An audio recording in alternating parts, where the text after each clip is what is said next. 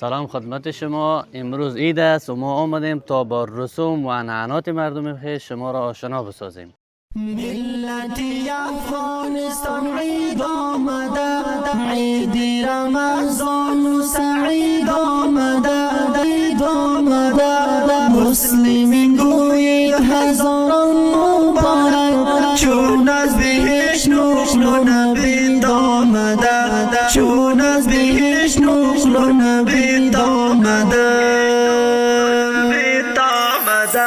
عید مبارک، عید مبارک، عید مبارک، عید مبارک، عید مبارک. ماهی روزه رفت و برگشتی دیو، با شور و شادی نوری امیدی و با شور و شادی نوری امیدی و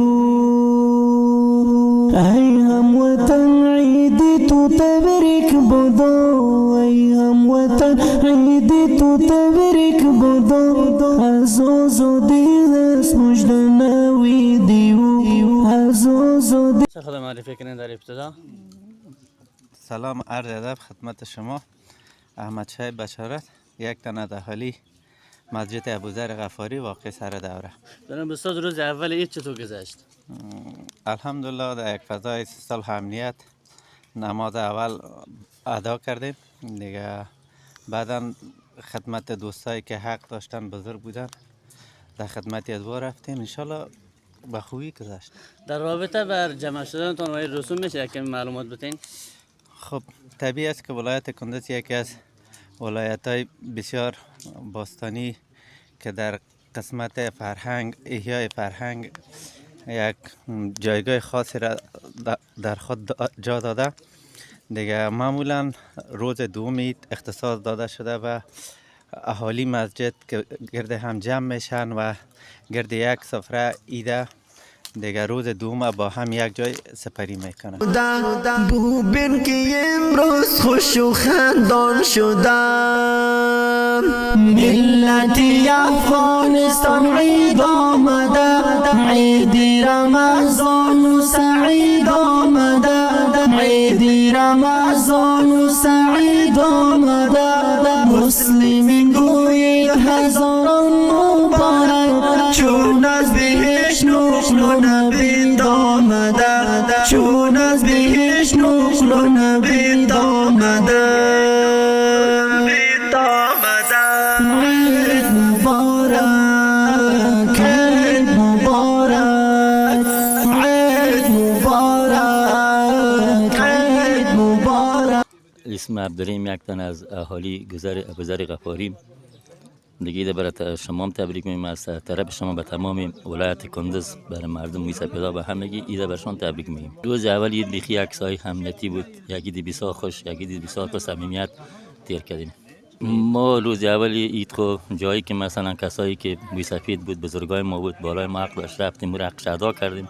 ولی امروز مراسمی داشتیم که به حساب ازی که ما مردم مراسمی از فرهنگی ماست که بعد از روز عید دوم ما با همراه محالی گذر خود محفل میگیریم تا ساعت‌های 8 و 9 و 10. بعد از این میریم به طرف مردمای دیگری که باقی مانده و دیده و دید میکنیم.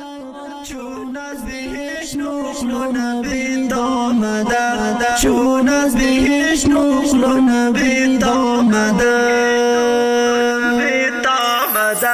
عید مبارک، عید مبارک، عید مبارک، عید مبارک، عید مبارک.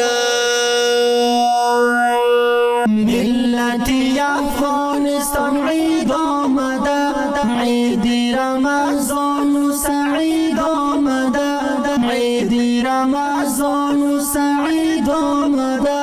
مسلمین گویید هزاران مبارک، چون از بهشت نقل و نبیل آمده، چون از بهشت نقل و نبیل آمده. عید مبارک. رازق هستم که از اهالی مسجد ابوذر غفاری. الحمدلله بسیار فضای سمیت و بسیار با امنیت گذشت سپری شد انشاءالله. روز دومی قرار است که جای دوستان دیوالا کسایی که لازم است و را دید و عزیز بکنیم و روز سوم بخیر میزبان باشه میمانایی که میان.